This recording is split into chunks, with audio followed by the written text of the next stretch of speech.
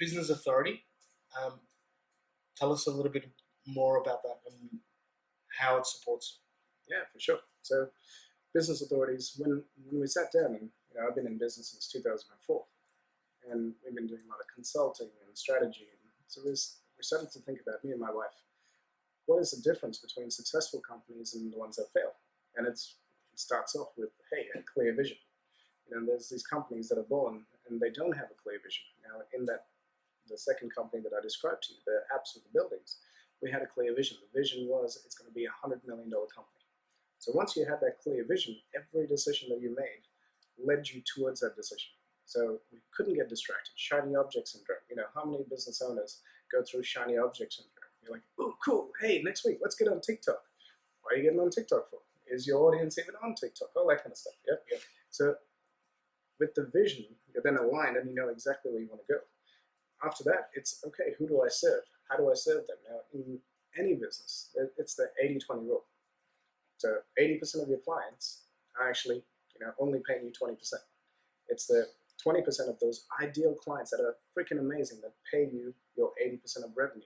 So what if you only dealt with those 20%? Now, it's one of the hardest things that I tell businesses to do is cull your database. Cull 80% of your database every year. And it's scary as hell. Like, imagine I go to a business and go, you need to remove 800 of your 1,000 clients. They're like, are you freaking serious? Like, how can I do that? Because before you got married, did you have any girlfriend? Did you have a girlfriend? And when you broke up with that girlfriend, did you go, I'm never going to find anyone like her? Right? But then you just upgraded. A week later, you upgraded. That's how life is. So if you get rid of those clients that are taking up all your time and sucking the life out of you, it leaves room for you to go, I'm never going to deal with somebody like that again. I'm only going to deal with people who are freaking amazing. And so every year, there's a compounding effect. If you keep upgrading your clients, your business gets better, it gets bigger, it gets more defined. So step number 2, identify that ideal client, identify the products that they love and they can only get from you, and they love to pay you for what you're worth. Step number 3, build a brand. Build a proper brand that people love, or not even that people love. Love doesn't matter at this point in time. Let's say you're a brand new business. With our business, the app one, I'll keep using that as an example because it's clear. We built the logo. The logo is green. Why? Because in the industry that we're playing in, everybody wanted to be part of the green revolution.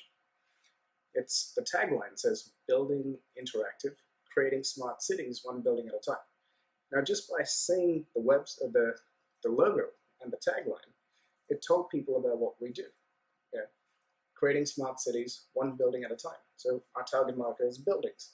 They want to be part of the green revolution. They want to be a smart building. How the hell do you turn a building into an interactive building? They wanted to call. So that's the brand. After that, all of your online presence or offline presence, any messaging that ever goes out to any clients, all has to be aligned. Step number 4. There's too many companies out there, and I'm not talking about just the small ones. I'm talking about big mega corporations. Sales and marketing don't talk to each other. And when they don't talk to each other, they don't know what's going on, what offers, and the messaging is all wrong. So if you don't have the right messaging that's going out to the people, your conversions are going to be low. So yeah, you need to have all the right funnels. That's all the present stuff.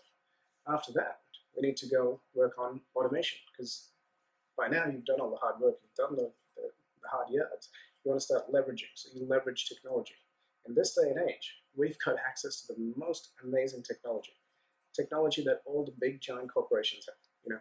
10 years ago, you probably couldn't get access to things like automation. Your business can be fully automated. You couldn't get access to platforms like Facebook, and we could, but we didn't know how to leverage them. Now, literally opening up Facebook, the ad manager, and going, I want to target CEOs who drive Maseratis, who live in this area, your targeted marketing is so clear that if your avatar is clear, you can target market directly to those people. Your dollars that you spend is only going to those people who are your ideal clients. So that's leveraging technology. Then you get into sales. How do you upsell, downsell, cross-sell? Seems simple. Like anyone who's been to McDonald's, would you like fries with that? It's the most basic concept. But most business owners don't even do that. Because when they get that first sale, they're so freaked out that they might lose the sale that they don't want to upsell, they don't want to downsell, they don't want to cross sell. But it's if the client is trusting you with their money, They're going to buy everything. correct, and it's your duty to make sure that you offer it to them. And if they say no, that's fine. But you have to be able to offer it to them, because if you can offer it to them, give them the option to say no. But it's your duty to look after them. After that, by now, your business is running itself. You're not working in the business anymore. It's fully set up. Now, we're going to go scaling. So now you want to take your operation, you want to grow it, you want to get it, whether it's national, whether it's international. So you need some boring stuff like policies, procedures, and systemization. Once you have these things in place, now you can scale the business. You can literally employ 50 new people if you wanted to. You can open up 10, 15 new stores. This is the McDonald's model. Again, McDonald's has the same training. It has the same, any McDonald's that we go to has the same flavor. Why? Because of their policies, procedures, and systemization. Once you've done that, like literally, this is the most fun part, is PR and joint ventures. It's amplifying your tribe, going out there and finding out exactly where those ideal clients are, and partnering up with people who have your audiences, who can then funnel it back into your business. And when they're in your business, they're going through your automation. Yeah. So once you've done that, now you can work on the domination strategies. How do you dominate that industry? So if you look around at most industries, there'll be a dominant player, and you don't want to compete against that dominant player playing by their rules. You create new rules. There's so many different ways to dominate an industry. I could talk to you about that for a whole day, but we won't go into that now. The last step is to build your empire.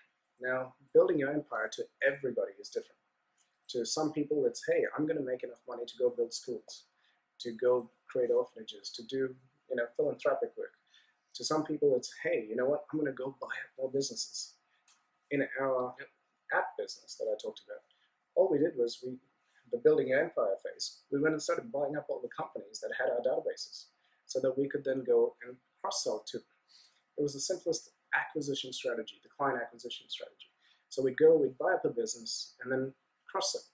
Now our business multiplies really, really quickly because we know that those are the ideal clients. So yeah, so that's business authorities. That's the business authorities formula that I've just taken you through.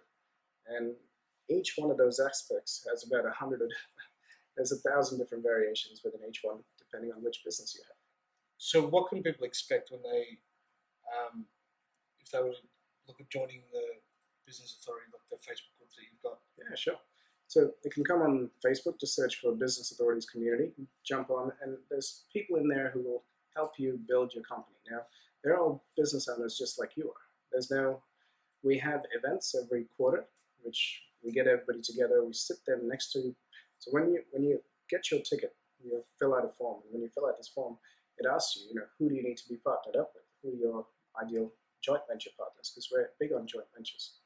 And so we sit them next to each other so that by the time our events are done, they can create joint ventures amongst themselves. So yeah, come along, have fun. It's a community there to support you guys, and that's what it's all about.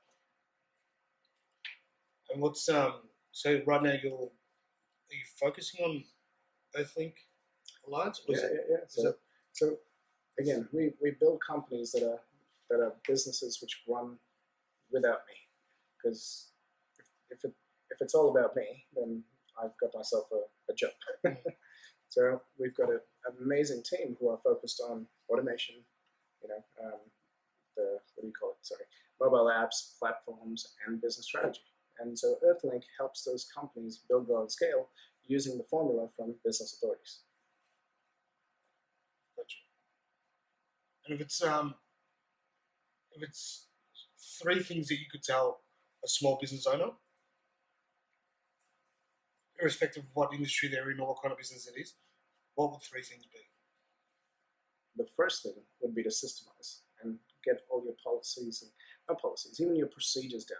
So we're seeing now a huge, all the baby boomers, they've been busting their asses for how long? And they can't sell their businesses. They can't retire. They can't move it on, and so their livelihoods are threatened. They're going to be working until they die in their businesses, unfortunately. The reason they can't sell the business is because they are the business. You need to build the business with the end in mind. So that's where it comes to that vision. Are you building the business to sell the business? Are you building it to pass it down to your kids? Are you building it so that you get acquired? And so, or are you building it for equity where you sell out, you IPO it and sell out? So step number 2. So number 1, systemize your entire business. Number 2, only work with your ideal clients.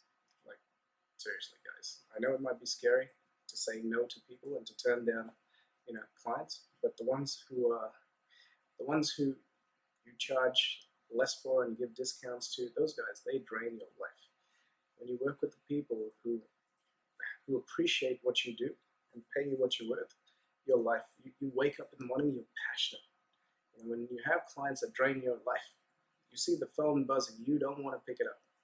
You get this subconscious thing. And when people get way too many of those clients, they sabotage the business and they mess it up because they associate clients with pain. And then without clients, you can't have a business. Yeah. And that's number 3 is focus on cash flow. Cash flow is king. Without cash flow, build recurring revenue into your business, because most people don't. They just hunt. I've met so many business owners. Some of them have been in business for 20, 30 years, and they are hunting every week. I'm like, aren't you tired? Like, you should be farming. So back to agriculture. Yeah? It's good to end where we started. Yeah. I believe in farming. Everything we do is we're sowing seeds, we're farming, and when we're ready, we'll go harvest. Yeah. That's the 3 things. That's awesome. Cool. Thanks for being on the show.